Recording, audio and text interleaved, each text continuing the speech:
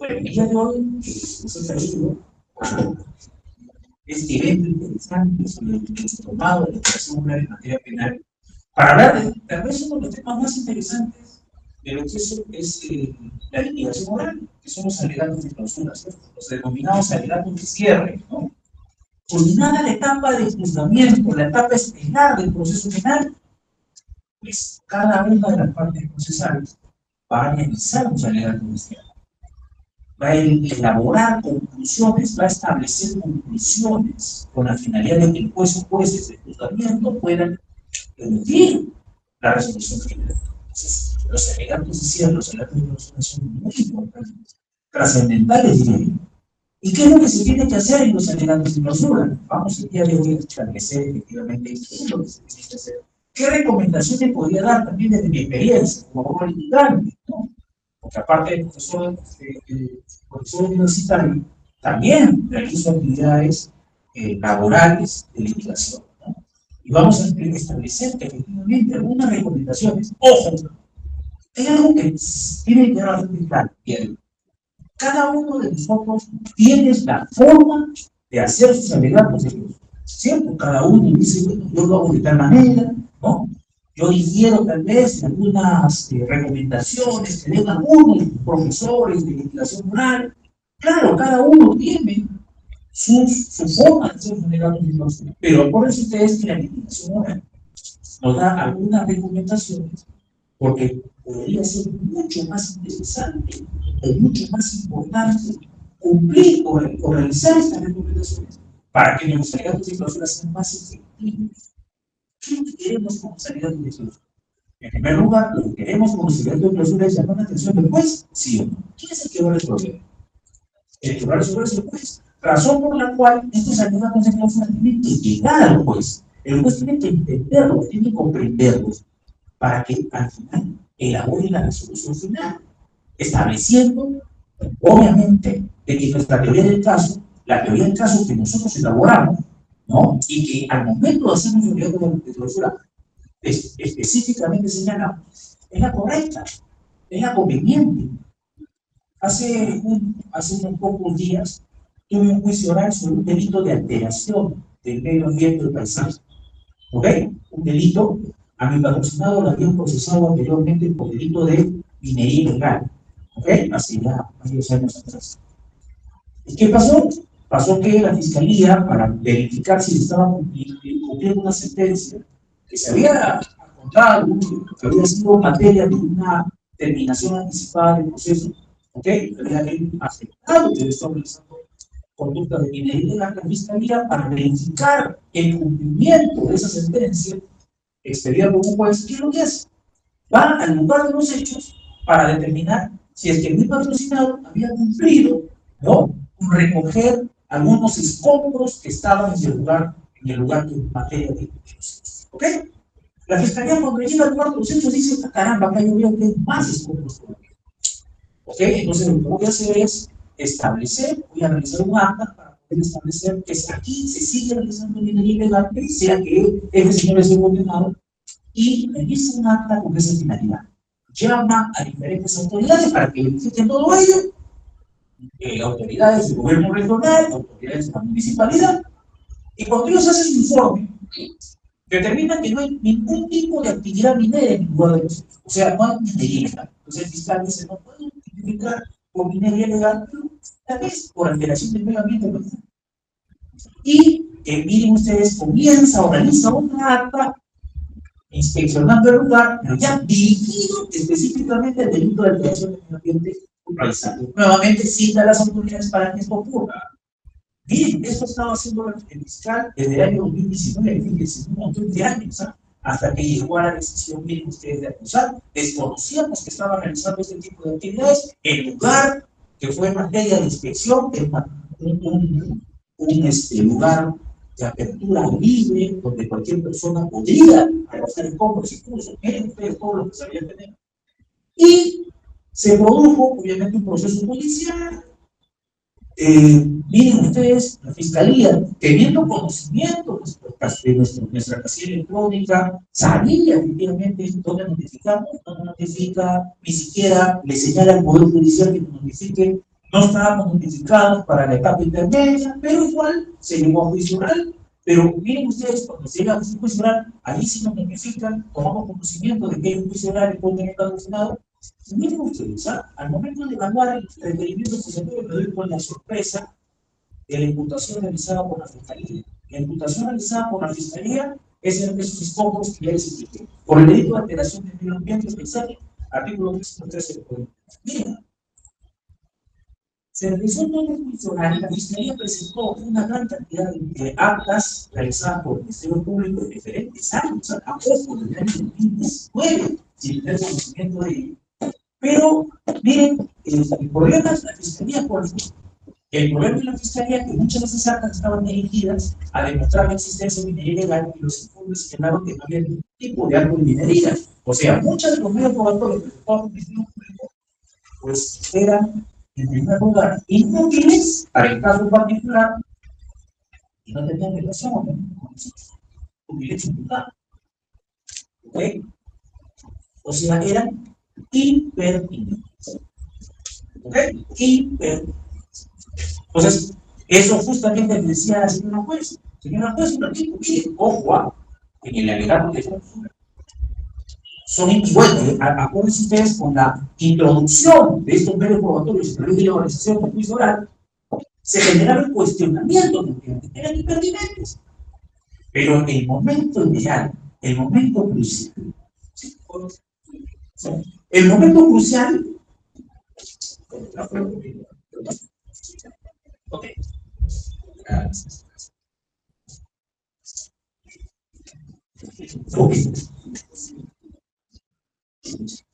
Ok, les decía que el momento crucial, ¿cuál era? El momento crucial era el alegato de ¿cierto?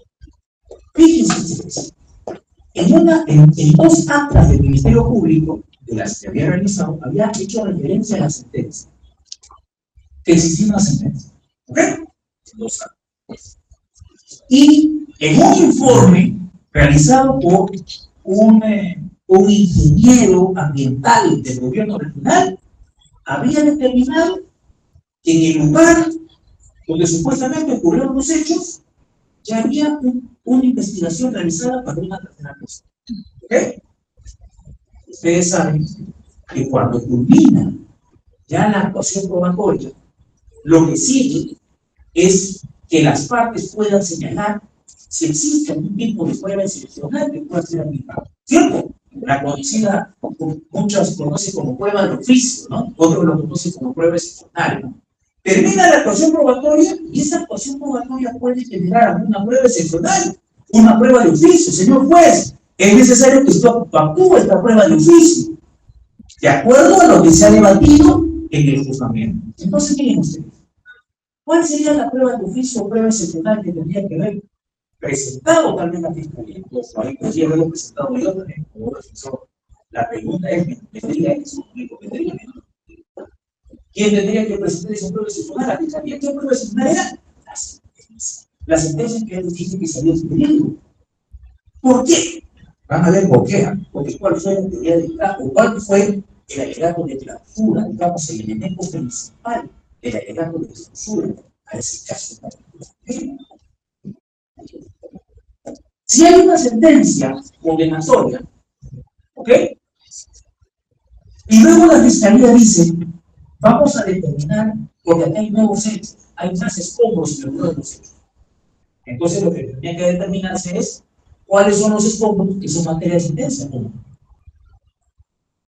¿Por qué? Porque se corre el riesgo de que la jueza condena, en este caso fue una jueza unipersonal, la competente en este caso. Si la jueza condena, podría afectarse un principio muy importante en derecho procesal penal que se llama el principio de interdicción de la persecución penal múltiple, más conocida como el ne bis in idem. Porque si se supone que si se ha sentenciado a este señor por una determinada actividad, tú tendrías que determinar cuál es la nueva actividad a desarrollar, esa investigación, y obviamente que genere una nueva sentencia judicial.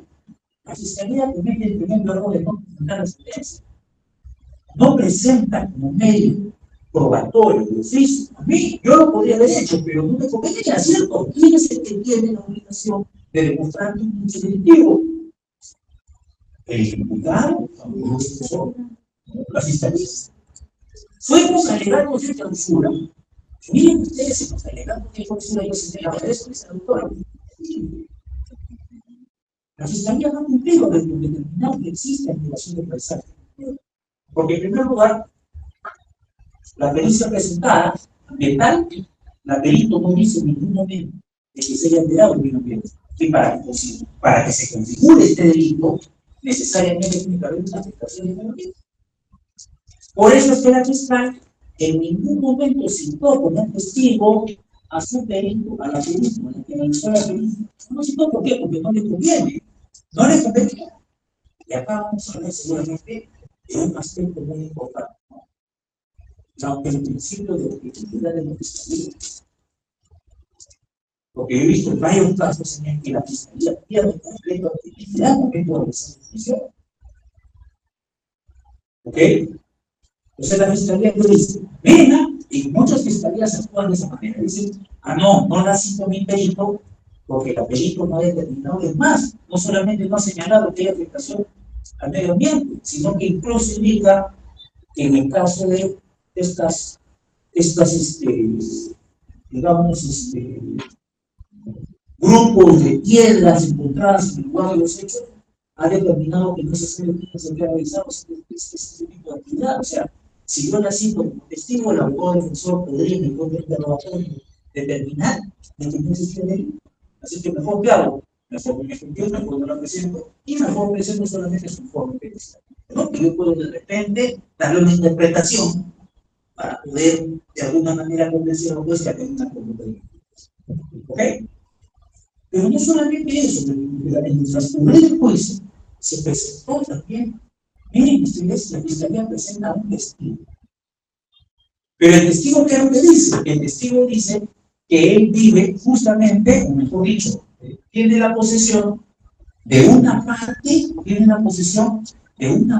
del terreno que es materia de investigación, materia de proceso. ¿Ok?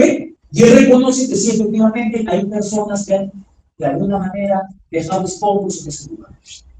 Entonces, miren, la pregunta que se hacía en los alegatos de clausura. Señorita juez, se supone que él está reconociendo que efectivamente el lado de su terreno, que es vecino, la fiscalía primero determina que la imputación se basa en un terreno 100%, y luego con la intervención de este testigo, que señala que de ese 100% le pertenece el 40%, ya la imputación no puede ser por el 100%, sino por el 60%, ¿cierto? No, pues es matemática. Pero miren, le decía la doctora, si él está reconociendo que efectivamente existe la persona, la pregunta es, ¿por qué no se le imputó a él? ¿Por qué no existió una acusación en contra de él, solamente en contra de mi patrocinado? Por una sencilla razón, porque la fiscalía creo que estaba convencida de que aquí no había delito. Por eso no faló a este testigo y no lo incorporó al proceso como parte investigada, ni siquiera como parte acusada, solamente el patrocinado. Y eso también es una cuestión que es importante. Pero lo más importante en los alegatos de clausura, que yo pensé que se tendría que determinar es algo que es muy importante.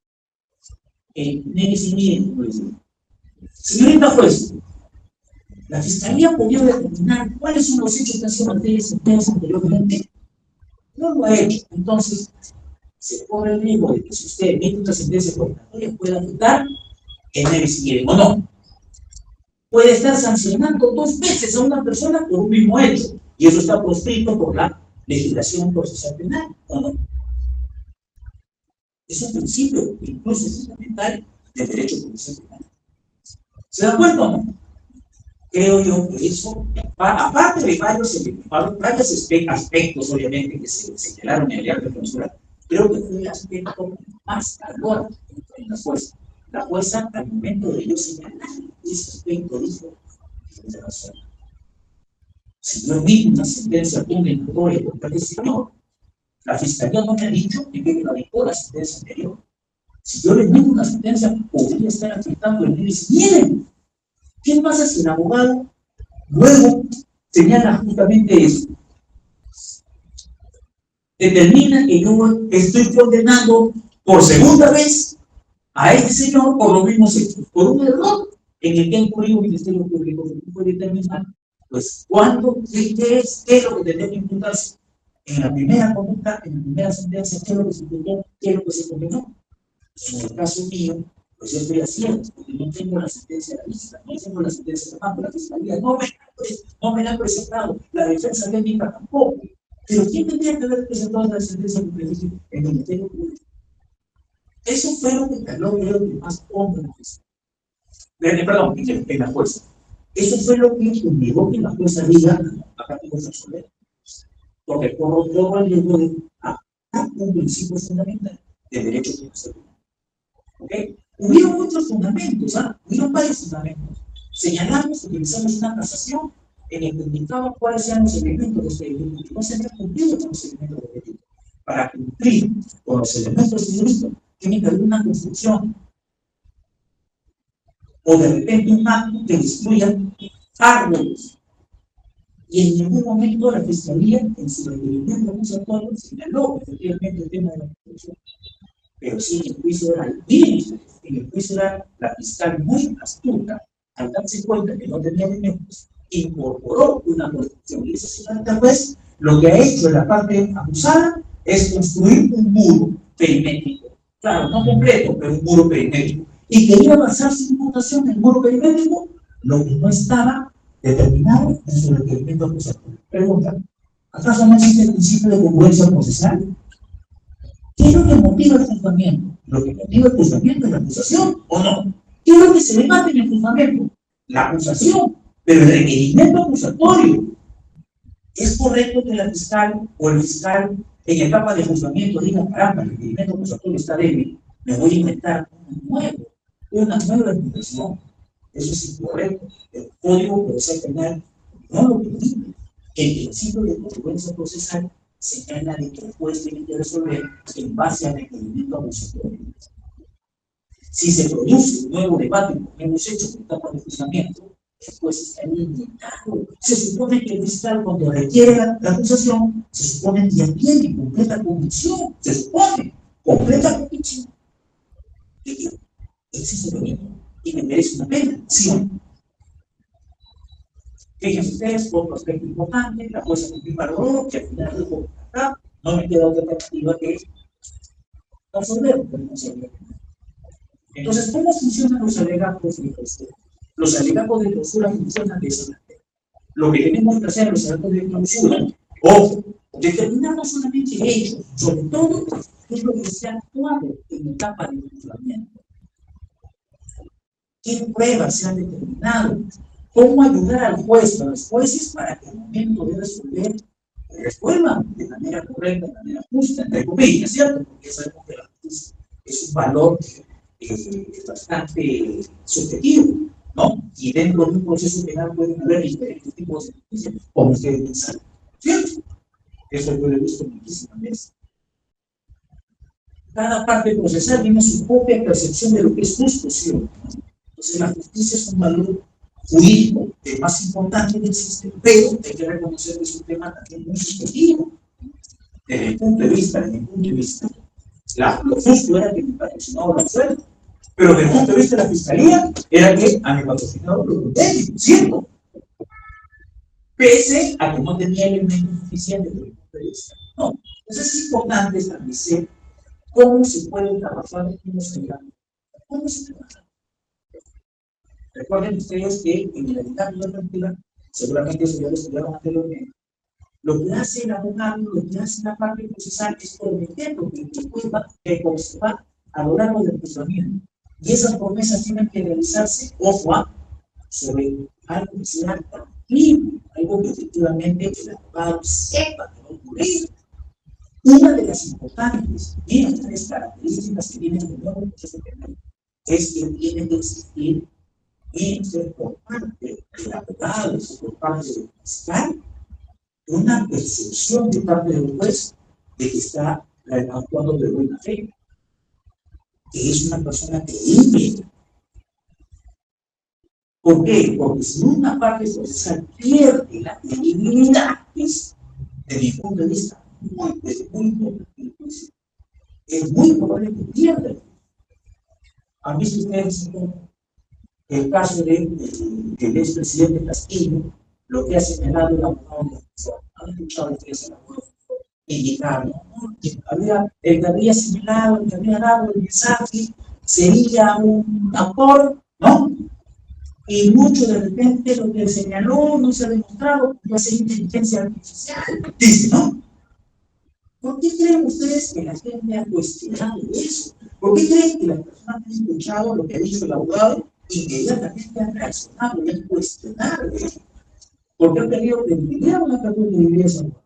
Tiene credibilidad. ¿Por qué tiene credibilidad? Porque hay un montón de testigos que han estado presentes en el momento de mesa. Los trabajadores de Canal 7, ministros que han efectivamente reconocido que él ha dado el mensaje, ¿no? Ahora ya se quiere, digamos, de alguna manera, aprovechar el tema de la inteligencia artificial para responsabilizar de todo la inteligencia artificial, pero en este caso en particular, ¿por qué tanto salieron en contra de ese modelo? Lo cuestionaron con la sencilla razón de que había perdido su legitimidad, porque nadie quería eso, porque hay demasiados testigos que podían señalar que efectivamente eran testigos y no dijo ese mensaje. Yo les voy a demostrar otro caso que es muy importante para que ustedes se den cuenta qué importancia tiene la credibilidad. En otro caso que se ha visto inmediatamente, el caso de los humanos. ¿Se acuerdan del caso de los humanos? ¿Se acuerdan de las 4 agendas de la línea aérea? ¿No? Que señalan que tenían su credibilidad y lo presentaron, ¿no? Ante un medio de comunicación, que el medio de comunicación lo presentó a la fiscalía lo tenía con campo a todos.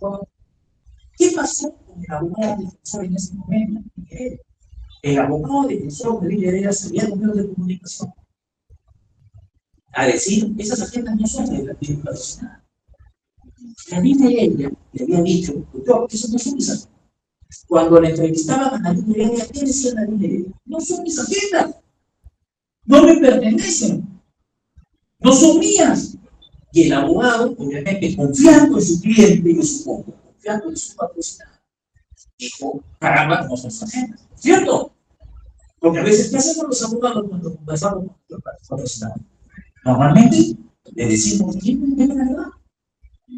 ¿Por qué? Porque si tú me mientes y esto aflora en el juicio, en el proceso, el perjudicado vas a ser tú.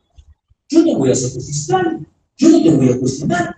Pero si yo, para hacer una estrategia de caso, tengo que saber la verdad. ¿Cierto? Y recuerden que los abogados somos como curas prácticamente. Dicen que los patrocinados, lo que de repente nadie se atreve a decir, ¿cierto? Entonces, seguramente eso ha pasado en este caso. Este abogado estaba bastante bueno. Como feministas. Y ella le dijo, doctor, no son mis agendas, estoy completamente seguro de eso. Entonces, el que sale a los medios de comunicación, mi patrocinada me ha dicho que no son agendas. Entonces, la fiscalía, ¿qué dice? Ah, ya, no son agendas. Examen grafotécnico. Hay que ordenar un examen grafotécnico. Si está su letra ahí en las agendas. ¿No? ¿Sí o no? Y efectivamente se ordenó el examen grafotécnico. Nadie quería fue a su examen grafotécnico. Y el perito grafotécnico emite este informe.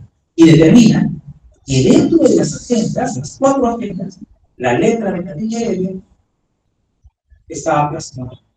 Las grafías de esta ex primera dama estaban plasmadas. Miren ustedes las 4 agendas. Miren, eso que demostraba. ¿Que mintió o no? Que mintió. Mintió. Y sabe lo que dijo también el perito. Dijo, y se demuestra o se verifica que la señora Nadine Heredia ha querido manipular su escritura para que no podamos darnos cuenta de que efectivamente ella era la que había escrito. Pero tenemos, digamos, unas características al momento de escribir que son las grafías, ¿no? Que son como huellas dactilares, ¿no? Que se mantienen en cada uno de nosotros de manera inconsciente incluso, ¿no? Cómo marcamos, cómo presionamos el cero, ¿no? ¿Qué palabra o qué letra en particular? ¿Cómo usamos el trazo? ¿Cierto? Y así es como el perito se da cuenta que efectivamente la letra de Miguel figuraba en las páginas. Luego, en conferencia de prensa, ¿qué es lo que dijo Miguel? Luego de haberse descubierto esto, ¿qué tuvo que decir una referente? ¿Qué piensan ustedes que proceso? Bueno, al final, de verdad, bueno, son mis agendas. Y yo tuvo que hacer la el abogado defensor tuvo que salir a los medios de comunicación y decir, bueno, yo tengo que yo tengo que apartar de ese proceso. ¿Por qué? Porque él entendió que había perdido credibilidad. Y en este caso, en este proceso, en el no proceso, la credibilidad es muy importante, ser creíble en las personas. Y él se dio cuenta que había perdido credibilidad y por eso se generaba un defecto en su defecto. Tuvo que salir de un abogado del proceso, en este caso también. ¿Se dan cuenta? Entonces la credibilidad es muy importante. Vamos a ver, alegatos de clausura. Bueno, en los alegatos de clausura sí podemos hacer conclusiones a diferencia de los alegatos de clausura. ¿Y por qué podemos llegar a conclusiones? Por una sencilla razón. Porque ya se actuó la prueba, ¿cierto? Como ya se actuó la prueba, como la prueba ha sido actuada, como ya el juez y las partes procesales han escuchado, han visto la prueba a través del principio de inmediación, ¿cierto? ¿No? Entonces significa que ya podemos dar conclusiones, ya podemos señalar qué es lo que ha demostrado la prueba actuada, o otra cosa que es muy importante, qué es lo que no ha demostrado la prueba, dependiendo de la parte que la ha presentado. Una recomendación muy importante que siempre hago es verificar cuál es la prueba más pertinente para poder presentarla. Eso es algo muy importante. O el que en este proceso muere, en este proceso penal, recuerden ustedes, no gana el que más pruebas presenta.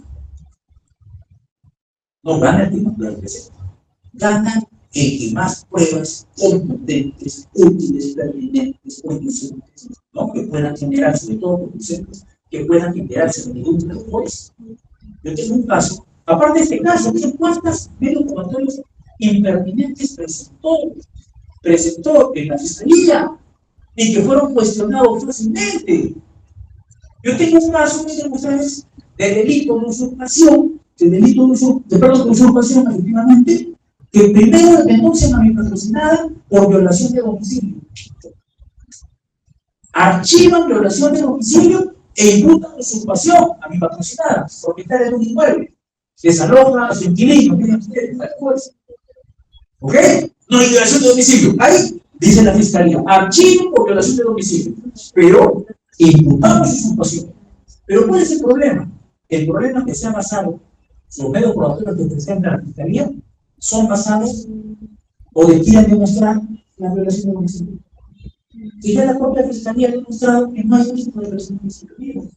¿Qué ha presentado? Pruebas, videos de la parte agramiada, en donde se ve efectivamente el ingreso de la domicilio, que han sido la materia de investigación y de archivo por parte de la fiscalía. Pregunta, ¿eso no facilita la labor de la abogado? Porque eso es impertinente. Eso motivó ya un archivo, incluso por parte de la propia fiscalía. Entonces, no hay que presentar una prosecutada. Hay que saber presentar las pruebas. Y hay que valorar que cuando uno presenta sus pruebas, hacer actuar su juzgamiento, hay que valorar que la contraparte puede cuestionarlas. Entonces, tienen que ser pruebas de ser incuestionables, o que el cuestionamiento no afecte la teoría del caso. Hace poco tuve un cliente, ¿no?, que me dice, doctor, tengo 20 pruebas para presentar. 20 pruebas. A ver, vamos a ver. Empiezo a revisar las 20 pruebas y digo, solamente 2 podemos presentar en el juicio o en la etapa de intermedio. Solamente 2. Pero doctor, son 20 pruebas. No.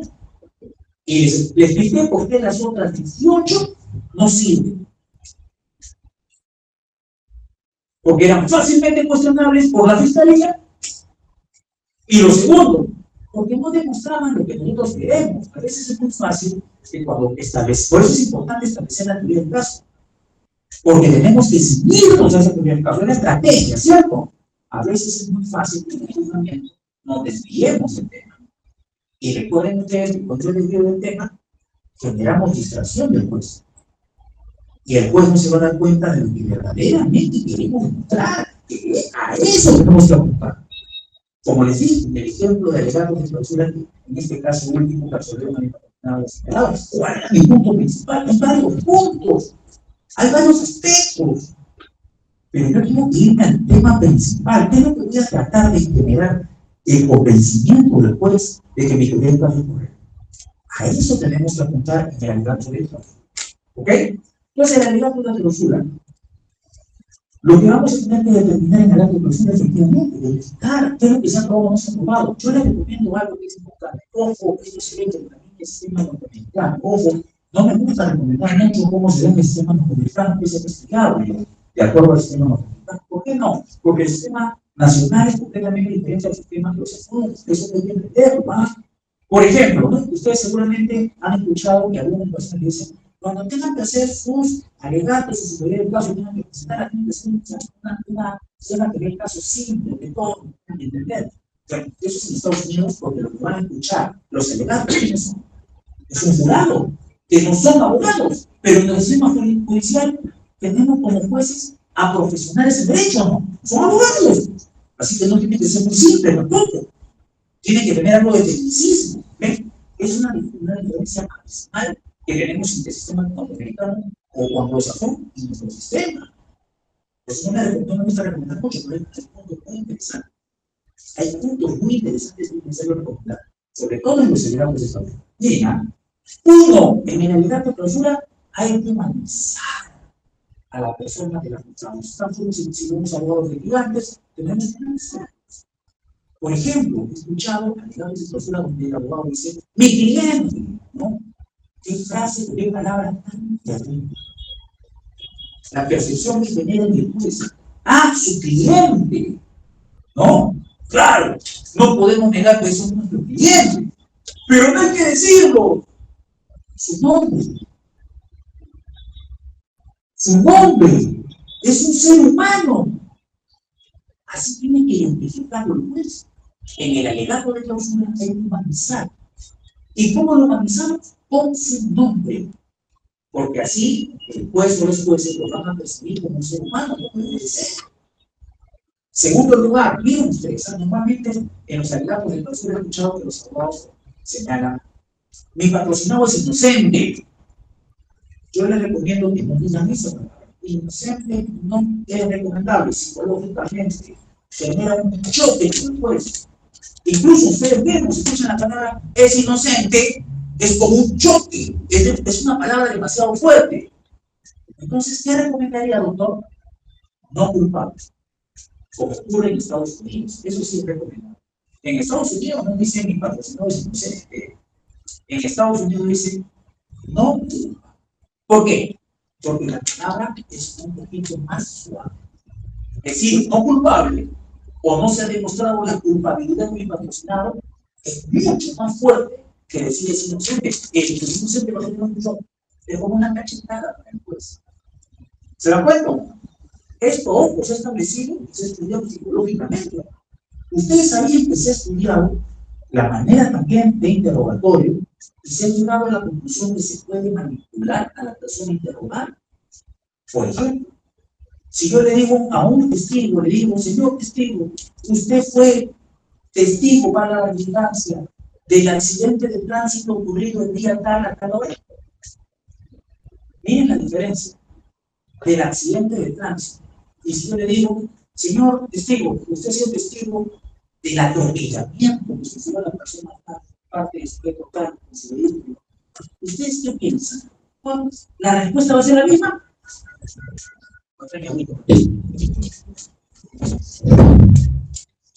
¿Ok? ¿Ustedes creen que la respuesta va a ser la misma? ¡No! ¡No! Ya se ha demostrado científicamente, psicológicamente. Se puede manipular al testigo dependiendo de la pregunta que tengan. Entonces es muy importante que ustedes recuerden que el juzgamiento es muy importante establecer la pregunta. ¿Por qué creen ustedes que cuando estudiaron contrainterrogatorio se les recomendó que las preguntas sean cerradas?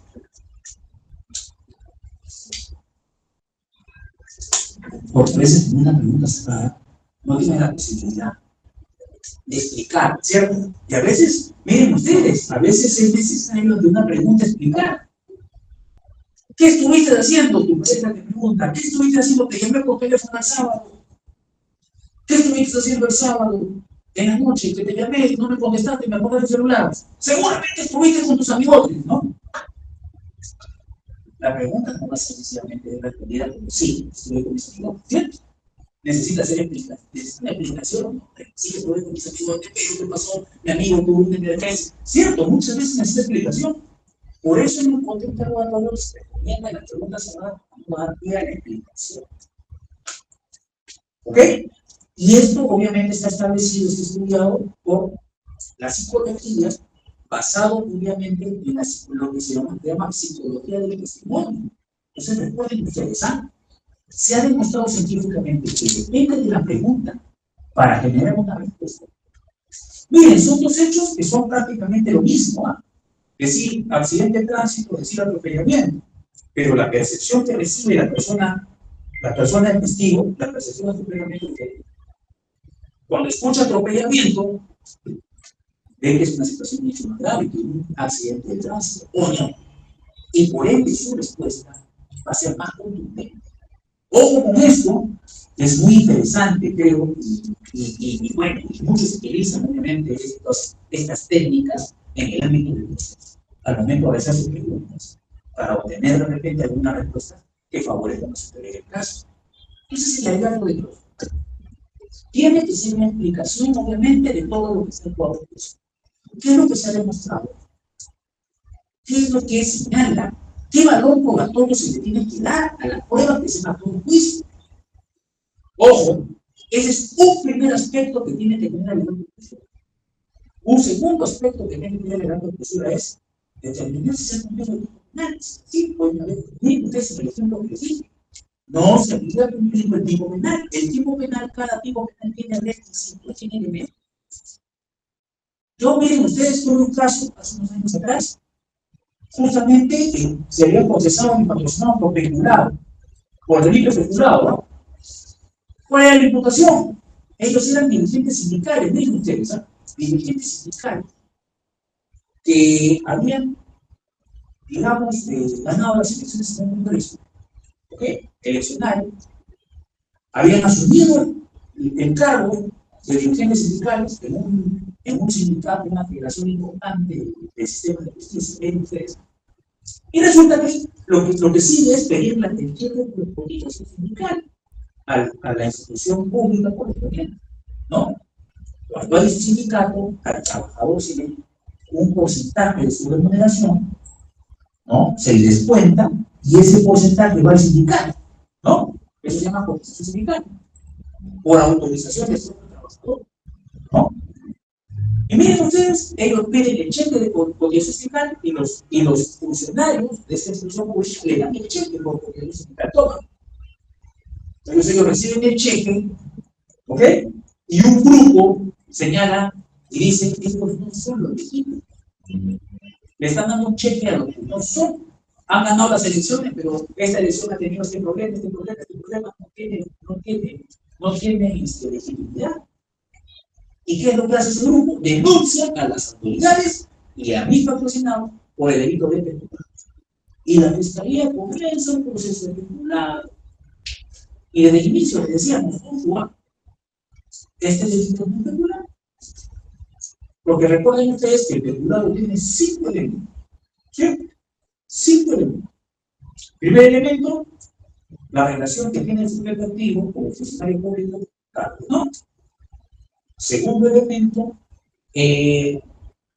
cómo lo perciben los bienes que son estatales, vía percepción, administración o custodia. Tercer elemento, cuáles son los verbos rectores en un peculado doloso, que fue el delito que se imputó, apropiación o utilización, ¿cierto? El peculado por apropiación o por utilización, ¿cierto?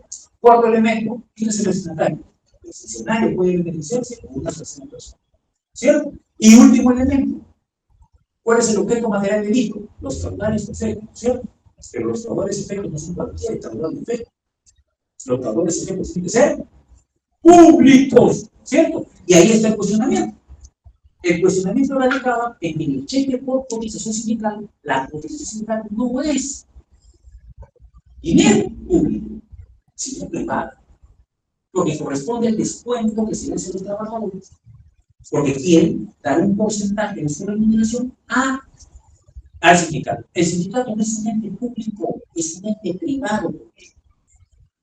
Por lo tanto, ese es el dinero del trabajador. Segundo lugar, dinero del trabajador que va dirigido a su sindicato. El sindicato es una institución privada, no pública. Entonces, ¿dónde está el dinero público? Miren, eso también puede estar dentro de un alegato de choque. Señor juez, falta un elemento indispensable en el delito que está imputando la fiscalía. Eso también puede formar parte de un alegato. O sea, no solamente el alegato de velocidad consiste en establecer circunstancias, hechos, como fue dicho, establecer lo que se ha actuado en el juzgamiento. ¿Cuáles son los medios que ustedes y qué valor se tienen que dar? ¿Qué valor tienen que dar cosas? Solamente depende de eso. Ahora, también es la posibilidad de cuestionar la tipicidad por la legalidad, de legalidad también. Y ojo, puede haber elementos de condición, como se ha dicho en el acuerdo de que permitan establecer que no existe delito. Como les dije, a ver, en el caso que les conté, señora jueza, señorita jueza, se ha imputado por alteración del medio ambiente paisaje. El tipo penal exige afectación del medio ambiente. No hay ningún medio operatorio que demuestre la pericia ambiental no lo indica. Con eso está el tipo penal. Es también una forma también muy indispensable de establecer el alegato de cierre. Ahora, la recomendación es siempre el alegato de cierre, el alegato de clausura. Es muy importante establecer un parámetro. Porque ahora ya se ha acostumbrado, ¿no? Que lo puede ser como un parámetro. Señor abogado, tiene 10 minutos para hacer un alegato de clausura, ¿no? Y a veces incluso he visto que algunos dicen, señor abogado, tiene 7 minutos, ¿no? Y como ustedes saben, no todos los casos son iguales. Hay casos que sí de repente 10 minutos es suficiente, pero hay casos que requieren un poquito más de atención. Hace poco tuve una apelación de una audiencia de apelación de sentencia condenatoria. Y eran 2 hechos imputados en mi patrocinado, me han condenado por 2 hechos. Por violación, 2 hechos de violación sexual de grado tentativo. 2 hechos. Se había actuado en juicio una gran cantidad de medios probatorios. Y la jueza me dice, doctor, tiene usted 5 minutos. Miren usted, 5 minutos para hacer un servicio.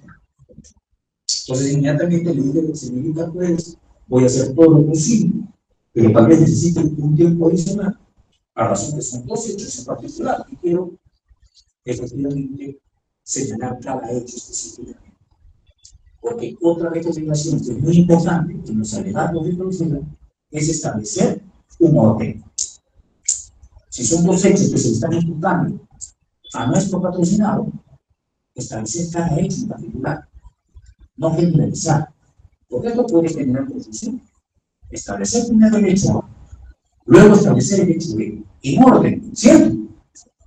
Entonces el orden es muy importante. Cuando alguien le cuenta, por ejemplo, una historia, a cualquiera de nosotros nos cuenta una historia. Nosotros normalmente queremos escuchar la historia ordenada, ¿cierto? Cuando vemos que hay cierto desorden, como que ya perdemos la atención, y no solamente la atención, sino también el interés. Y tercero, podemos incluso no entender bien lo que nos está contando.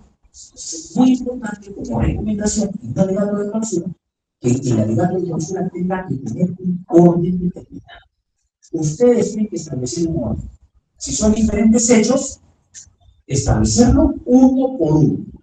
Si son diferentes circunstancias ocurridas en diferentes momentos, establecerlo, miren ustedes, en orden temporal. Se recomienda que sea en orden temporal.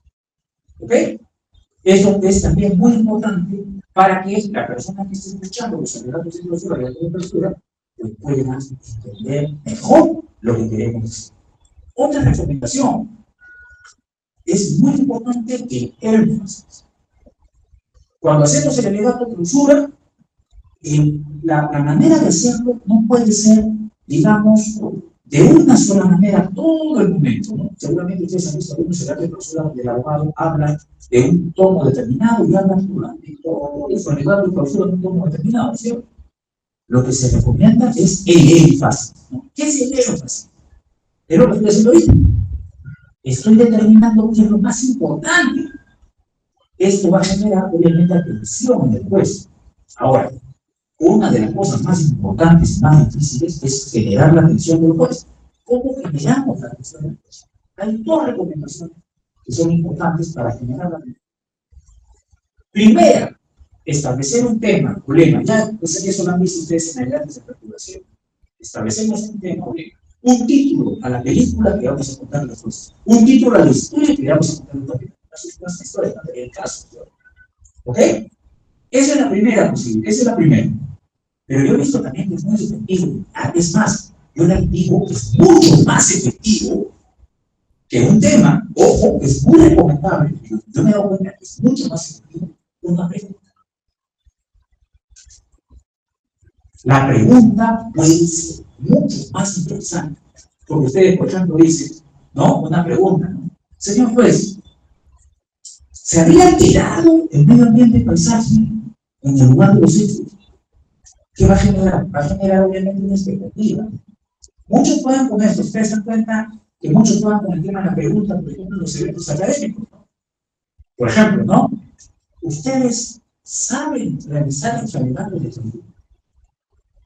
Ustedes quieren aprender a mejorar el alegato de clausura. Quieren hacer alegatos de clausura de una manera más efectiva, ¿no? Esto va a generar interés, claro. Obviamente, ¿no? Muchos juegan con eso. Yo les digo una cosa y les recomiendo una cosa. La pregunta. Puede ser también el tema muy inconveniente, pero la pregunta está aceptada. Señora juez, con una sentencia condenatoria en este caso, o con el requerimiento acusatorio del fiscal, se estaría afectando la cosa juzgada en el caso que les he dicho que es la grabación. Eso genera tensión, lo que usted dice, caramba, situación de ver, vamos a escuchar. La pregunta, creo yo, al inicio, o tal vez al momento de exponer el alegato de clausura, es una pregunta.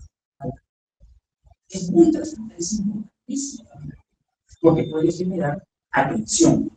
Está demostrado que un ser humano no genera mayor atención a 5 o 7 minutos. O sea, va a generar un tipo de distracción, siempre hay distracción, el celular, el amigo, está cualquier cosa, ¿no? Estamos pensando de repente de hacer la plancha enchufada o no, cualquier cosa puede generar distracción. Se dice que la distracción se genera de repente en un determinado tiempo. Es difícil mantener, miren ustedes, completamente la atención de otra persona por más de 7 minutos. ¿Ok? Entonces es importante ejercer esa atención. ¿Cómo generamos la atención? En el juez, con preguntas. Con preguntas. O repitiendo el tema. ¿No? Esto me hace recordar un caso. Les voy a contar. Hace unos años atrás tuve un caso muy interesante.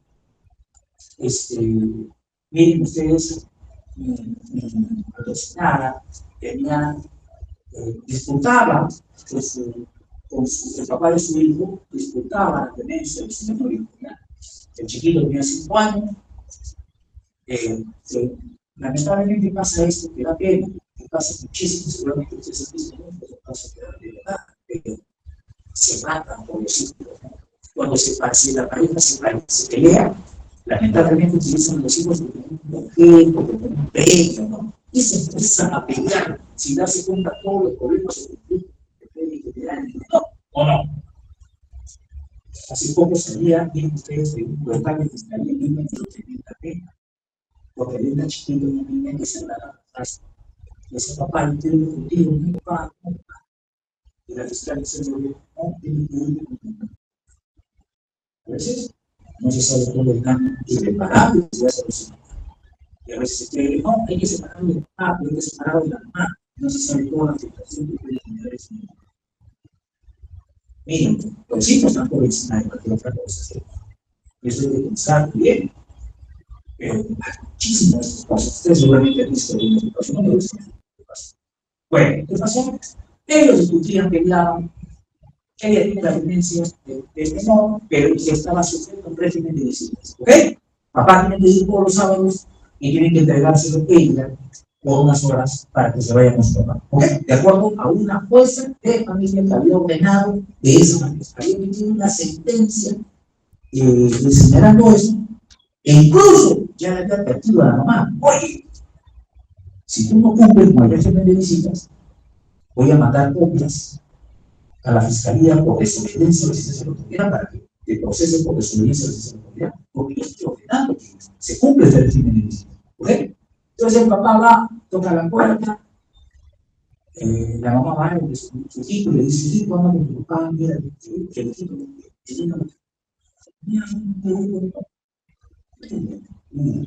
ella sabe, le dice a él: ven la próxima semana, trata de venir un poquito más seguido, que se acostumbre un poquito. Y él dice: si tú no me entregas, yo ahorita voy a traer policías, tú ya estás sujeta a un procedimiento, yo te voy a denunciar. Pero ¿qué quieres? No tienes motivo, ¿qué quieres que haga? No, tú me lo entregas sí o sí. No, no lo voy a hacer, porque sería evidentemente obligarlo, ¿no? Hay otra policía, si efectivamente hay una policía, viene la policía, que se de su acta. Señora, se entrevista con la señora, ok. En esa acta queda presente la juez de familia que se doctora haga efectiva su procedimiento. La juez de familia manda copias a la fiscalía, comienza un proceso, miren ustedes, de desobediencia o resistencia a la autoridad. La fiscalía comienza la investigación por desobediencia o resistencia a la autoridad. Y bueno, yo tomo este caso cuando la fiscalía formaliza investigación preparatoria. Caso. Yo entro dentro de la etapa de formalización. Y antes de culminar con las actuaciones que hemos realizado, hicimos un poco de interrogatorio contra el padre, ¿no? Y le señalamos a la fiscal, le decimos: señorita fiscal, ya usted ha actuado los elementos de convención, lo que tendría que hacer es obedecer o pedir sobreseimiento al juez. Ya que formalizó, pretende pedir sobreseimiento. ¿Por qué? Porque está en el delito. Lo que existe acá es una circunstancia eximente de responsabilidad penal. ¿Por qué, señorita juez? Perdón, señorita fiscal. ¿Por qué? Porque por un lado está la madre, que tiene que velar por la integridad psíquica de su hijo. ¿Ok? Y por otro lado está un mandato judicial que ordena que efectivamente cumpla con el régimen de visitas. ¿Cuál es más importante? ¿La integridad psíquica del menor o la administración de justicia? ¿Qué es más importante? Artículo 20, inciso 4 del Código Penal. Estado de necesidad justificante, señorita fiscal. A la mamá no le tendría completamente de afectar y cumplir una orden judicial, pero ¿por qué lo hizo? Para salvar un bien jurídico superior, que es la integridad psíquica de su hijo, el interés superior. ¿Ok? La fiscal igual acusó que presentó requerimiento acusatorio por fecha anterior al escrito. Llegamos a etapa de intermedia, control de negociación, y lo mismo, planteamos efectivamente que la jueza sobresea, porque el hecho no constituye delito. Planteamos lo mismo, señora jueza: acá hay un estado de justificar, un estado de justificante, una causa de justificación del delito, no tiene posibilidad de la conducta. Usted va a llevar a juicio un caso en vano. ¿Cuánta pérdida de plata hay ahí? Pero lamentablemente, ¿qué ocurre en nuestro país? Estamos teniendo un problema tremendo con el examen intermedio. Casos que podrían terminar en el examen intermedio, igual se llama juicio. En este caso, podría haber terminado sencillamente, rápido, en el examen intermedio. Sin embargo, la juez emitió otro pronunciamiento y no fuimos a tu. Y empezamos en el legato de apertura señalando: señor juez, entre la espada y la pared. Esta madre, señor juez, estuvo entre la espalda, porque está entre cumplir una orden judicial, y dos, afectar psicológicamente a su hijo, obligándolo a que vaya con su padre cuando él no quiere. Señor juez, si usted estuviera en su lugar, era hombre, pero le decía al señor juez, si estuviéramos en el lugar de mi padre, ¿qué haría? ¿Cómo? En alegatos de clausura señalamos que este si estamos en el lugar, porque muchas veces es importante eso. Una cuestión que es importante es que no nos pongamos muchas veces en el lugar del otro. ¿Por qué? Porque sufrimos una situación que tal vez ha sido estudiada por la psicología. ¿Ustedes han escuchado del sesgo de retrospectiva? Es un sesgo que todo el mundo tenemos. Todo el mundo lo tenemos. Todos son generales después de la guerra. Me acuerdo de un caso que planteé esa frase de mis alegatos. Todos son generales después de la guerra. Mi patrocinado, ¿quién era? Un cirujano. Había operado a un señor en plena pandemia, pero se había dado cuenta que el diagnóstico era equivocado. Pasó por 3 médicos, los 3 médicos dijeron, tiene una hernia inguinal, y cuando mi patrocinado, que es el médico cirujano, abrió, se dio cuenta que no era una hernia inguinal, sino que era una orquitis.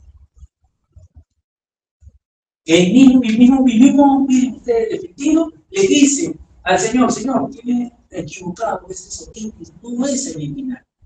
El operado era policía y abogado. Denunció a todo el mundo. Desde el primer médico que lo diagnosticó, el segundo médico que realizó el examen clínico, ¿no? Que fue una, ¿cómo se llama este examen? No fue radiografía, una ecografía en la zona inguinal, y señaló, sí, hernia inguinal, miren ustedes.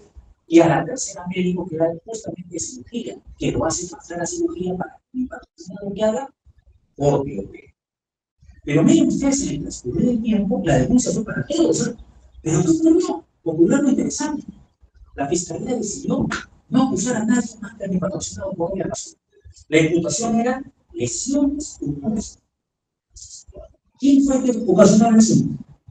Mi patrocinado, porque es el que cortó. Entonces dijo, el único responsable tendría que ser él, ¿cierto? Y la pregunta era, ¿por qué lo operó? ¿Por qué, si era una orquitis, primero no le evaluó un urólogo que es el especialista? ¿Por qué? Ustedes no han escuchado. ¿Por qué? ¿Por qué no hizo otra cosa? ¿Por qué no hizo otra cosa? Que eso se llama sesgo de retrospectiva. Cuando sabemos qué es lo que ha ocurrido, al toque le decimos, ¿y por qué no hizo otra cosa? ¿Por qué? Porque ya sabemos qué ocurrió. Pero si hubiésemos estado en el momento de los hechos, en el momento del lugar de los hechos, la cosa es diferente. Y patrocinado médicos, el protocolo dice que 24 horas, cuando hay un diagnóstico de hernia inguinal, hay que operar. Si mi patrocinado no operaba, ¿por qué no operó? ¿Por qué operó? No debió operar. Claro, porque ya sabes que hay un error. Pero ¿cuándo se determinó el error? Justamente cuando mi patrocinado operó. Todos son generales, ahí utilicé esa frase. Señora juez, todos somos generales después de la guerra. Porque todo el mundo dice, ¿por qué lo hiciste? ¿Por qué no lo hiciste? ¿Por qué no hiciste otra cosa? ¿Por qué no lo pasaste a otro médico? Ah, porque ya sabes el resultado. Pero en el momento de los hechos, él estaba obligado a operar o no, sí, en base, evidentemente, a al protocolo. 24 horas de operar. Si no operaba, era tan responsable como que si hubiese operado. Y es increíble, digo, doctora, porque si no hubiese operado un patrocinado, igual hubiese sido por eso penante. Entonces, miren ustedes, convencimos a la jueza que efectivamente fue así, todos somos generales de la guerra, sesgo de perspectiva, recuerden ustedes. Hay una interesante película que siempre recomiendo, ustedes han visto Sully. ¿Han visto Sully o no? Es una obrera también, ¿no? ¿Quién es Sully? Sully es un personaje de la vida real. Interesante hizo ¿cómo se llama ahorita? Me olvidé ahorita me acuerdo. Hace una película justamente sobre Sully. ¿Quién fue Sully? Basado en los hechos reales, fue investigado por la hecho ¿Quién es Sully? Sully es el diminutivo como el que se conoce un piloto no comunicado. Un piloto de avión comercial. Un día despega del aeropuerto de Nueva York. Algunas aves entran, lamentablemente, a sus motores, a salir de su avión. Tiene 180 pasajeros aproximadamente. Y dice, no voy a poder continuar. Entonces, en el aire, comienzan a buscar tomar una decisión la más correcta. Miren, la más correcta. Entonces, ¿qué hace Sully? Sully agarra y dice, a ver, le dice al copiloto, pide autorización para regresar. Y hasta que le dieron autorización, pasó un tiempito y él se da cuenta que ya no puede regresar. Se regresa, no es. Entonces, a ver, al otro aeropuerto que también está cercano, el copiloto, autorización, una emergencia.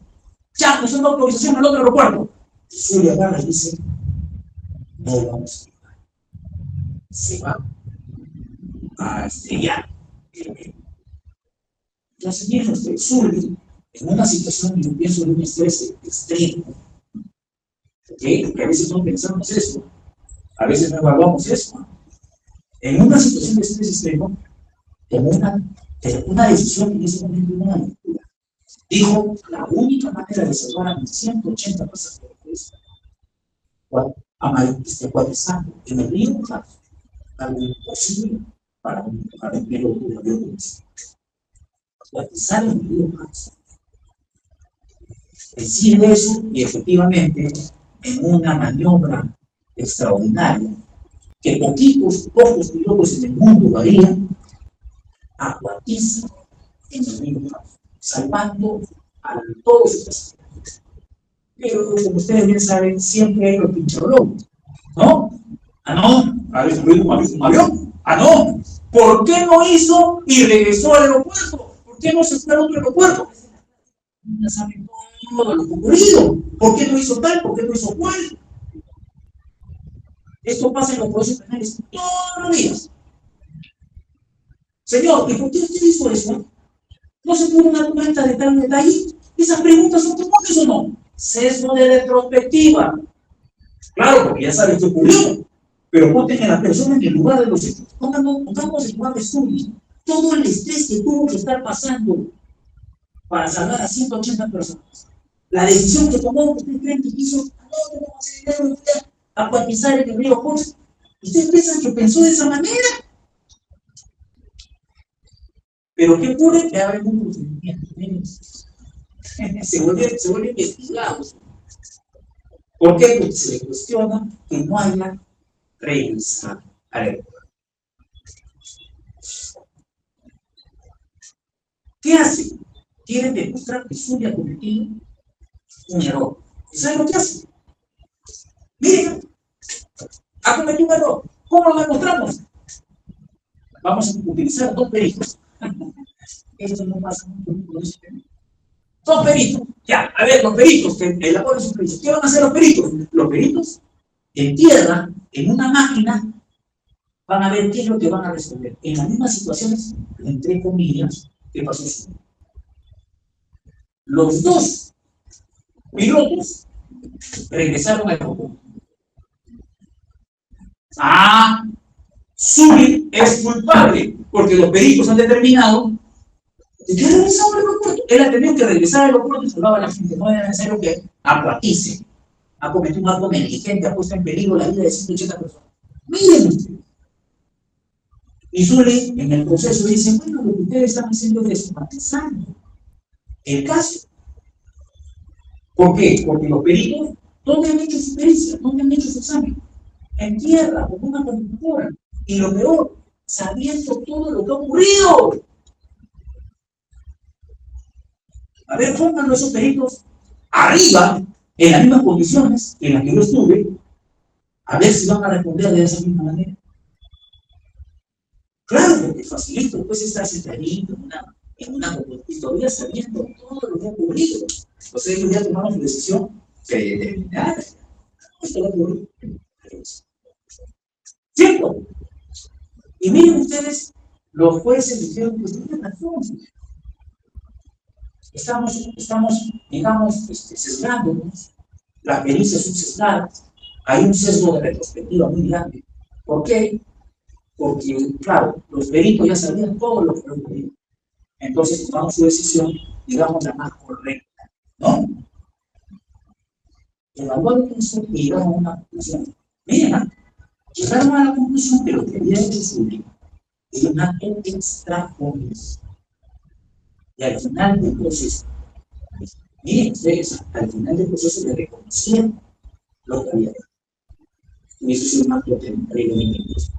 Miren ustedes, un caso allá casi como acá, como en el caso Zully pasaba en el Perú, ¿qué pasaba con ese Zully? Si hubiera un Zully peruano, ¿qué le pasaba? Ya terminó preso. ¿Por qué?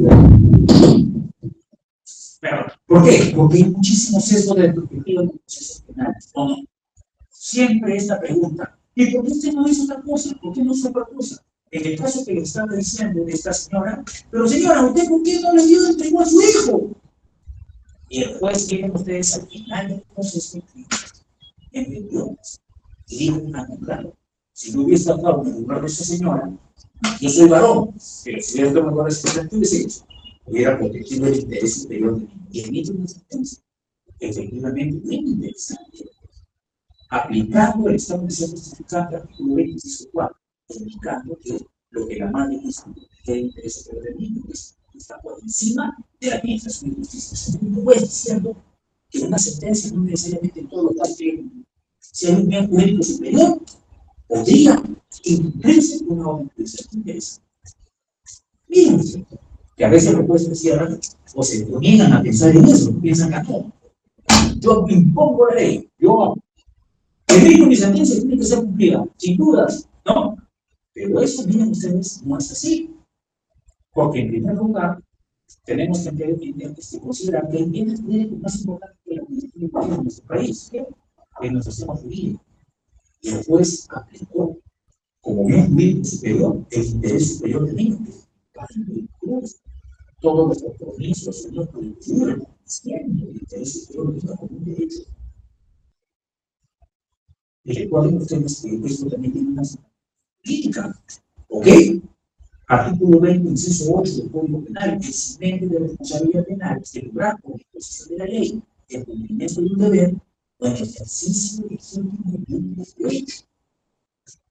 Si yo actúo en ejercicio legítimo de un derecho, no ser condenado o sancionado penalmente. El propio artículo 20, inciso 8, y eso es interesante. Entonces, miren ustedes, de esa manera se podrían plasmar otras recomendaciones que se hacen en los alegatos de clase. Recuerden, captar la atención del juez siempre con preguntas. Traten ustedes de preparar más o menos sus alegatos, un término que es lo que normalmente se utiliza, más o menos un promedio de 7 a 10 minutos, porque el tiempo que dura.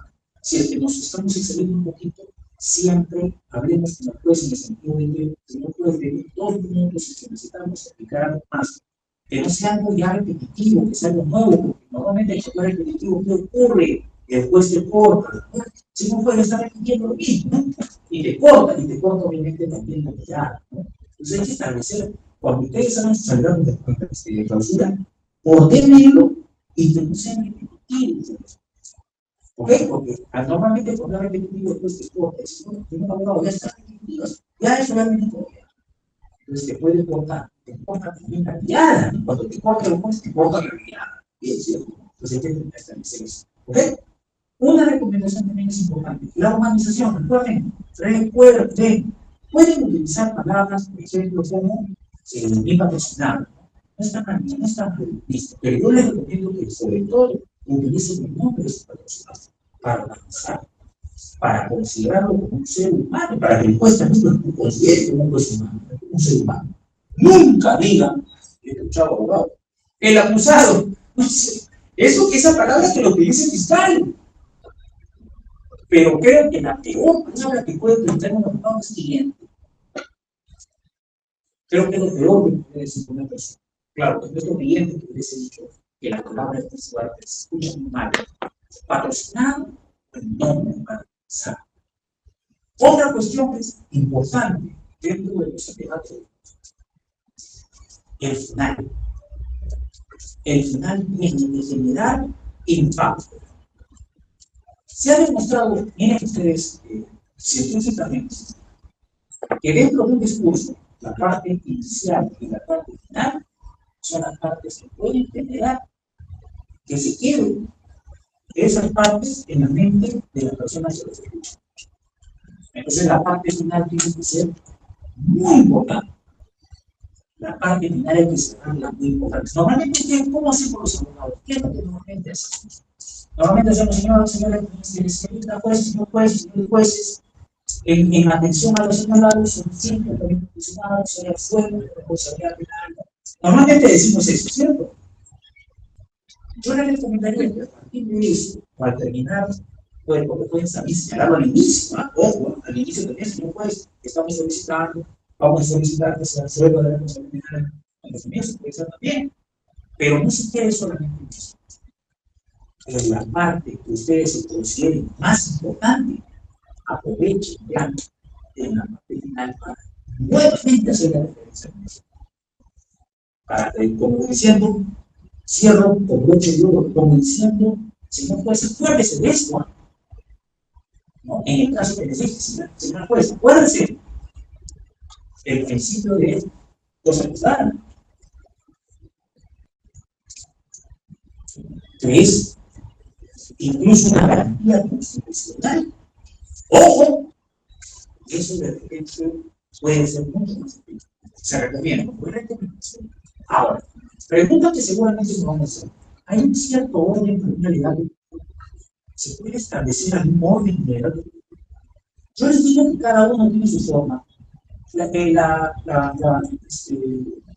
liquidación oral recomienda cierto orden.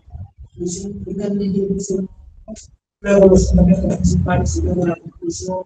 Pero la verdad es que, no, como les estoy diciendo yo, estoy explicando yo, necesariamente las que estamos siguiendo en la recomendación de la administración oral. ¿Ok? Hace unos días vi una película que me impresionó mucho. Me impresionó muchísimo. ¿Ok?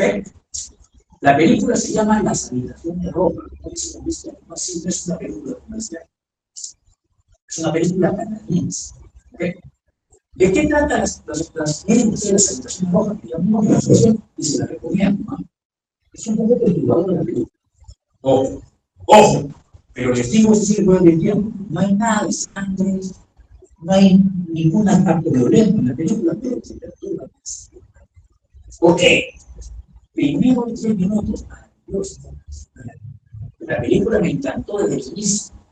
¿Por qué? Porque en los primeros 10 minutos ocurre alegatos de apertura de la fiscalía y alegatos de apertura de la defensa técnica.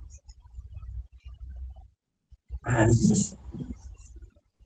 Todo te hace imaginar. La fiscalía comienza a contar lo que ha hecho este sujeto. Se le imputa al sujeto por ese secuestrado 3 chicas, una de 16, otra de 15 y otra de 13, y haber realizado videos de ellas. Videos de snap. ¿Saben lo que son videos de snap? Que se mata a una persona en vivo, pero poco a poco se le configura primero se causa un poquito de lesiones, se hace sufrir lentamente, ¿no? ¿Y para qué? Para vender esos videos en la tanca, ¿no? ¿Ok? Eso es lo que se conoce como habitaciones rojas. Se dice, es una leyenda urbana de 100 personas que matan a otras y esos videos los venden en la web y pocos tienen dinero para poder pagar por esos videos, ¿no? Hay un caso que ha sido conocido a nivel internacional, que es el caso de Daisy Destruction. No sé si han escuchado acerca de Daisy Destruction. Un tipo maldito que acabó con la vida de una menor de 3 años, ¿no? 3, 4 años después de la vida menor. Pero le acaba la vida de una manera terrible, poco a poco, lentamente. Por eso se llama Daisy Destruction. Es una película que se vendió a algunos enfermos que compraron en la web, pero se igual determinando una vida sin los asesinos de detenidos, que están bien fea, ¿cierto? De repente, el caso más conocido de lo que son las habitaciones rojas. Se llaman habitaciones rojas de una mujer, se llenan de sangre, ¿no? Entonces, miren, o sea, eso, la fiscalía comienza a grabar todo, y todo uno empieza a imaginar. Y creo que es peor que verlo presencialmente, verlo de repente en la película. Imagínate todo lo que es perturbador. Y luego tienes la defensa técnica. Así los aliados de apertura. ¿De qué trata la película? Una mujer que se obsesiona con eso. Va a todo lo que es. Para no llegar tarde, duerme incluso en la calle, a los alrededores, para llegar temprano, porque el joven pasa. Digamos, espectadores, ¿no? Conoce a otra chica que dice, no, este es inocente. Este es inocente. Se obsesiona también, no puede obsesionar con él. ¿Por qué pasa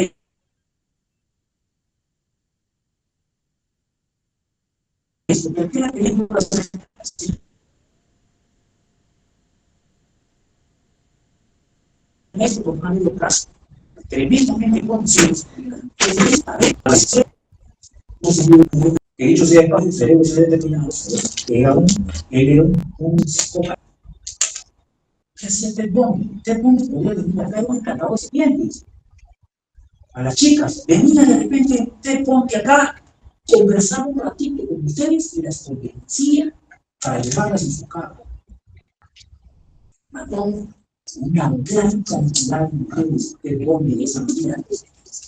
Las conocía en el acto y las mujeres tenían, no sé por qué, en qué manera, se sentían muy cercanas a él. Y él aprovechaba esa condición. Tanto es así, miren, usted puede investigar, que cuando usted era juzgado por matar a un montón de mujeres, entre los espectadores había una gran cantidad de mujeres que lo llevaban a matar. Y no había una locura, pero es una locura. Pero justamente la película se basa en una película que nunca recuerdo y recomiendo. Ahora, alegatos de clausura. ¿Cuál le recomiendo yo para los alegatos de clausura? Véanse la serie Crímenes Americanos, ¿cómo se dice? Temporada, ¿no? The People vs. O.J. Simpson. ¿Se acuerdan del caso de O.J. Simpson? ¿Qué caso? ¿Qué caso extraordinario? El caso del siglo en Estados Unidos, ¿no? Un caso verdadero, ¿cierto? En la serie, ustedes van a ver todo lo que hace la fiscalía y todo lo que hace la defensa técnica. Por ejemplo, los alegatos de clausura de este abogado Cochran, ¿no? Miren ustedes qué es lo que hace el abogado Cochran. Claro, dice un montón de cosas, pero hay un aspecto que a Cochran me parece que es extraordinario e importante para convencer al jurado de que su patrocinado no ha matado a su mujer ni al amigo de su mujer.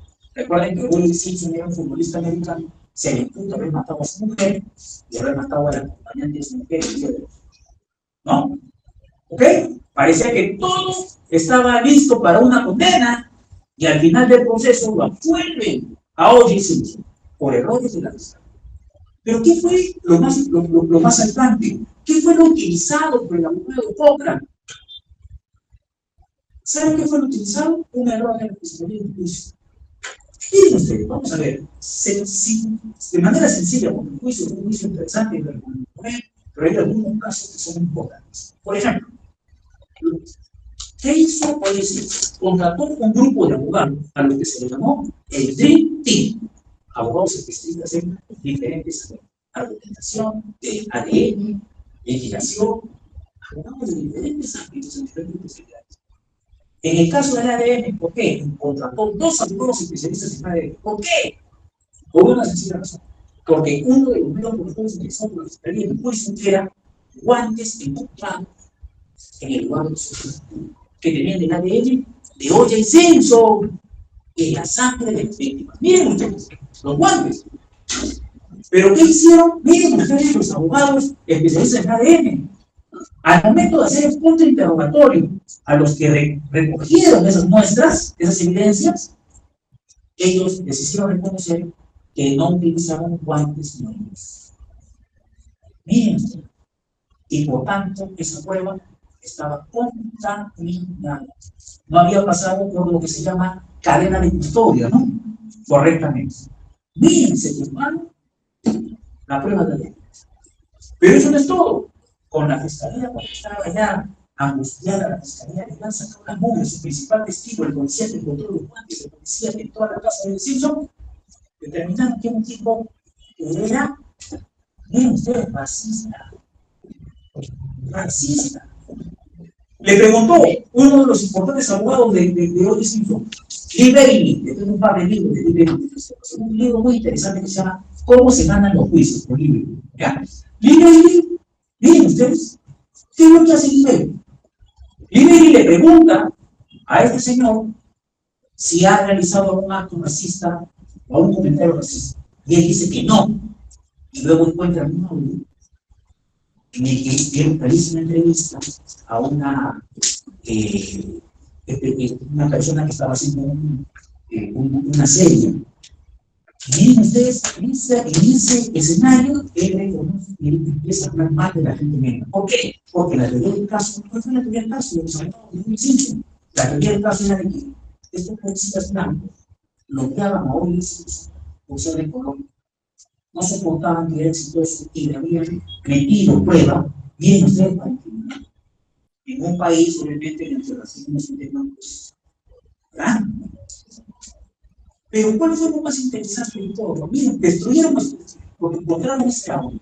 Una guionista le hace una entrevista al policía, el policía habla de peste de la persona de color. Y le demostró que estaba mintiendo. Miren, pero lo que fue la cereza del pastel fue que la fiscalía cometió un error, no estaba desesperado.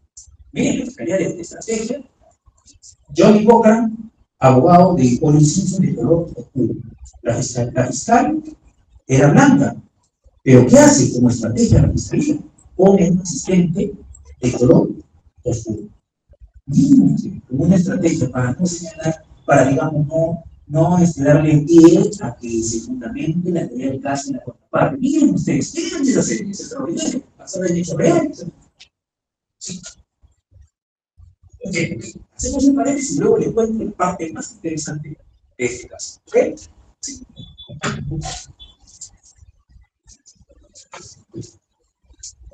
Muy interesante la ponencia del doctor Jorge López. Vamos a hacer un paréntesis. Esta noche nos acompaña nuestra directora de ética profesional, la doctora María Mercedes, y ya por motivos académicos también se va a retirar de nuestra orden. Y antes de ello vamos a realizar un merecido reconocimiento a nuestro ponente en esta tarde. Doctora Mercedes, por favor, nos acompaña. Doctor Jorge, por favor, también nos acompaña. El doctor también ha colaborado con nosotros en nuestro diplomado en Delitos contra la Administración Pública, desarrollado en septiembre del 2024. A través de la resolución del canal número 178 de nuestra orden, reconoce y felicita al abogado Jorge Pérez López por su trayectoria académica, destacada labor como profesional del derecho e identificación con los ideales de la justicia. Además, dispone la presente resolución desarrollar el presente reconocimiento en acto público y de su oportunidad en el desarrollo de nuestro diplomado en técnicas de liquidación oral. Además, se le entrega su diploma correspondiente por haber participado como ponente en nuestro diplomado especializado en delitos contra la administración pública. Hace entrega nuestra directora de ética profesional, la doctora María Mercedes Felipe Velasco. Fuertes palmas, por favor, para el doctor Jorge Pérez López. Doctor Jorge Pérez, del Colegio de Abogados de ICA, agradece su presencia aquí para su ponencia. Y para mí es un doble honor entregarle este diploma único, pertenezco a la directora de ICA y otro por experiencia. Entonces, doctor, lo felicito por la ponencia tan importante. Nos ha ayudado mucho. Todos hemos aprendido algo. Lo felicito, doctor, y que tenga muchísimo suerte.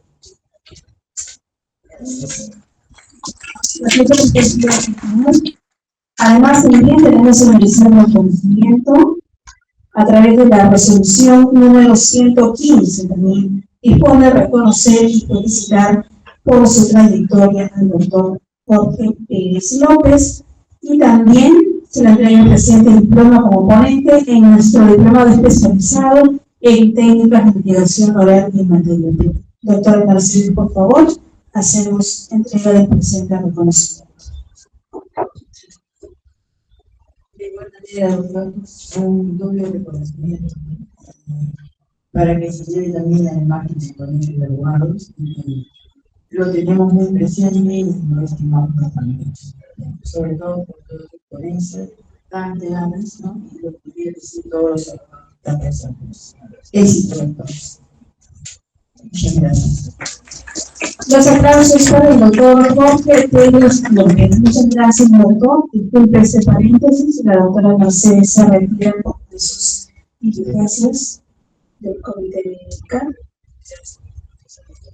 Por favor, todavía no se vayan a retirar. Vamos a culminar con la ponencia, doctor. Vamos a continuar. Oh, bueno, continuamos, ¿no? Ya vamos a ir terminando ya porque se ha hecho un poquito largo. Bueno, merece la pena una pregunta, que es importante porque todos los días tenemos ese tipo de situaciones. Y bueno, les decía que las soluciones. Yo les recomiendo que vean toda esta primera temporada de crímenes americanos, en el caso de vecinos, son 10 capítulos. Extraordinario. Extraordinario. ¿Qué ocurre? El fiscal desesperado dice, ya desesperado, ya, porque los abogados prácticamente van destruyendo, van destruyendo cada uno de los medios controles en pleno juicio. El fiscal dice, señor Ole Simpson, ¿podría usted ponerse los guantes que han sido encontrados en el lugar de los hechos, enfrente del señor juez, del jurado y todo lo que sea? Mira, una locura. Porque si yo soy abogado y sé que se han encontrado guantes, yo voy a hacer todo lo que sirve para que esos guantes no le tengan. ¿O creen ustedes que no? Sería muy inocente, ¿cierto? Porque existe la gran posibilidad de que efectivamente la fiscalía mira eso. A ver, ¿cómo es? Si le quedó, le quedó. Es el asesino. Se supone que esos guantes son del asesino. ¿No? Usted es el asesino, ¿no? Miren ustedes, y esa escena que es emocionante, que ustedes la pueden ver en el donde Ole Simpson se pone los guantes. Se nota claramente que los guantes no le disparan. No le disparan. Miren, trataba de comerlos. Ya no le quedaba. La cara de la fiscal en ese momento. Ya la fiscal en ese momento decía, perdidas.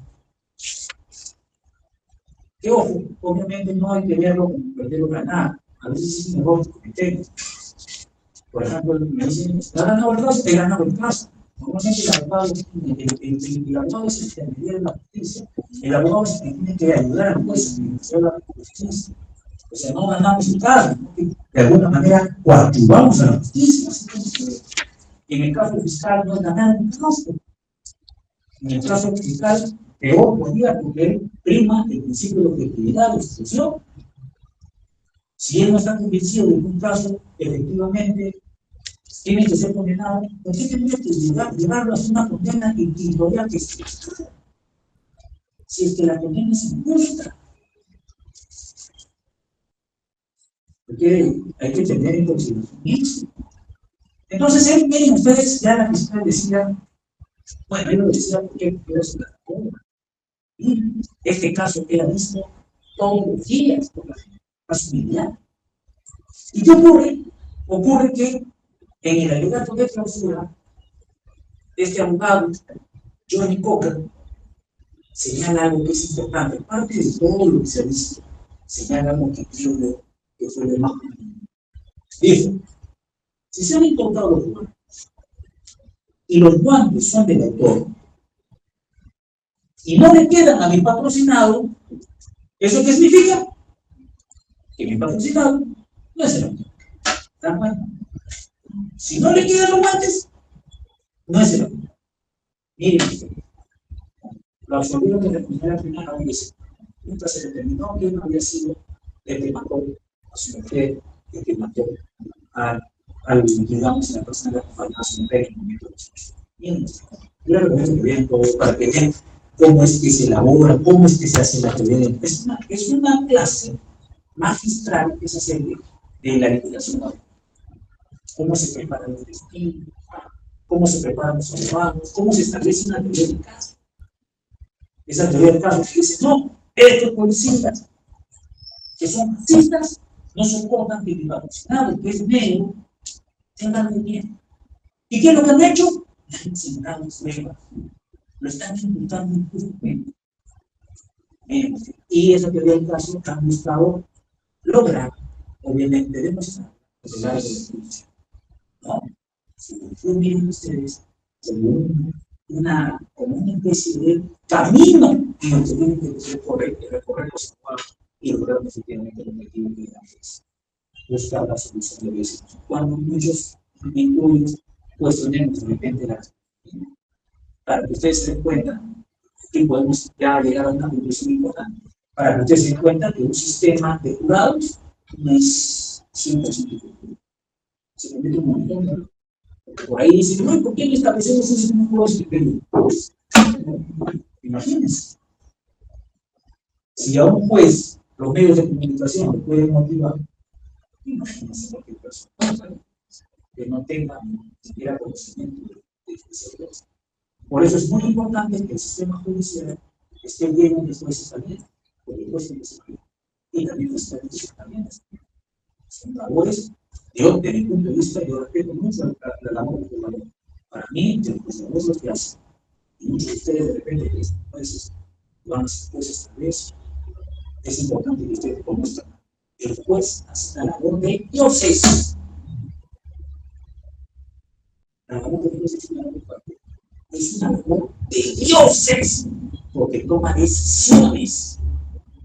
¿Han visto ustedes que la Biblia nos dice que en algún momento vamos a ser juzgados por Dios, cierto? En la tierra ya hay personas que ya los juzgan. En el ámbito penal, sobre todo, recuerden, en el ámbito penal, un juez puede decidir si una persona termina la pena. Si el segundo derecho más importante después de la vida penal personal se restringe, se elimina. O sea, no proyectos.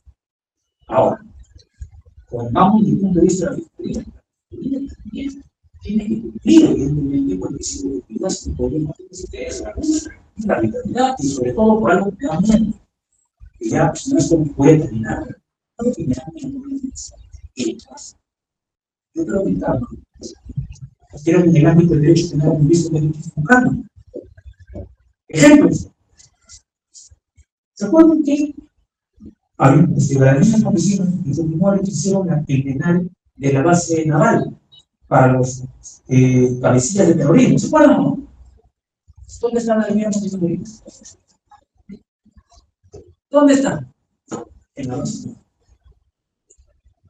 ¿Se acuerdan que en el gobierno de Fujimori y Montesinos, para acabar o para luchar contra el terrorismo, utilizaron la ley de arrepentimiento terrorista, que fue miren ustedes, el antecedente de la colaboración eficaz. Un terrorista arrepentido iba a una comisaría, iba a una base militar, decía, soy terrorista, estos son los líderes, y se salvaba, ¿no? Pero esto generaba problemas, porque no había colaboración, y como no había colaboración, ¿qué piñas que un terrorista debería huir? Decía tu nombre, te metían preso, jueces sin rostro, te condenaban a 25 años, y luego tenía que haber una posición de investigación, y luego de 5 años decían, no tiene nada que ver, pues, eso es lo que pasaba en esa época. Por eso la colaboración es muy importante dentro de la colaboración eficaz. Pero fíjense, esta norma es un antecedente que generó que se den este tipo de normas en el ámbito del delito contra la administración pública. ¿Y saben quién fue una de las víctimas de este sistema? Vladimiro Montesinos. ¿Se acuerdan ustedes de la más famosa por la nueva eficacia del sistema jurídico peruano? ¿Se acuerdan cómo se llama? Matilde Pinch. Todo bueno. A veces uno dice, no, tiene que haber necesidad, tiene que haber pobreza. Pero fíjense ustedes, y es un tenor, efectivamente, que normalmente yo tengo el derecho penal que tenga. Mientras más puro es el sistema va a ser puro para quiénes? Para nosotros mismos. Si tenemos familia, tenemos hijos, tenemos hermanos, tenemos padres, a veces tienen que no entender, pero a veces puede caer en nosotros el sistema penal, porque todas las veces nos tienen que ser tan duros, tan estrictos, en el ámbito de los temas por eso. A menos que obviamente existan razones para ello, existen pruebas suficientes para ello. ¿No? Yo normalmente hago un ejercicio cuando enseño en un aula, cuando comienzo un ciclo, comienzo a preguntar a mis alumnos, digan ustedes, ¿quién no tiene alguna familiar, amigo, vecino, persona conocida que debe tener un proceso? Es increíble la cantidad de personas. Incluso algunos estudiantes han tenido algún problema penal. Es tan común, es tan fácil tener un proceso penal en la actualidad, ¿sí o no? Pues eso es hay que tomarlo en cuenta. Este sistema es muy duro, pero también es muy claro cuando los exigimos un poquito de dureza, hay que entender que esa dureza no es realmente posible. Pensar en eso es una de las cosas que también me parece muy perturbador.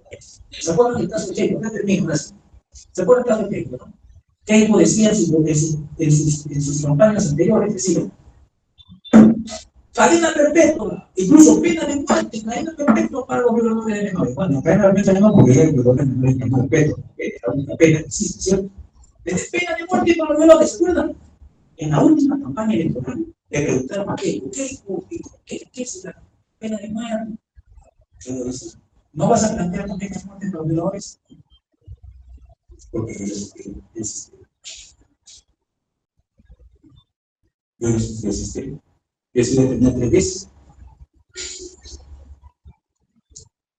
Y eso también es algo que ya hace hace unos meses tuve una pregunta que era fiscal.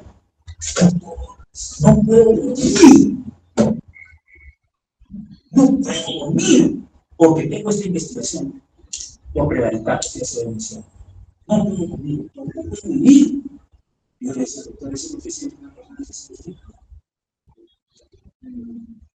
Así no todos se dan cuenta. Pero tenemos que pasar para el otro lado para que se den cuenta. Y decía, doctor, y hacer un poquito más exhaustivo el tratamiento de personas. Porque yo me he dado cuenta, estamos por otro lado, cómo puede un proceso penal afectar psicológicamente, si no puede ser incluso el vida. ¿Cuántos procesos terminan más? ¿Y cuánto gasto hizo la persona? ¿Cuánto gasto hizo el Estado? Entonces, eso también hay que considerar. ¿Ok? Bueno, les agradezco muchísimo por su atención. Y bueno, quiero verlos en alguna otra oportunidad. Es un placer estar con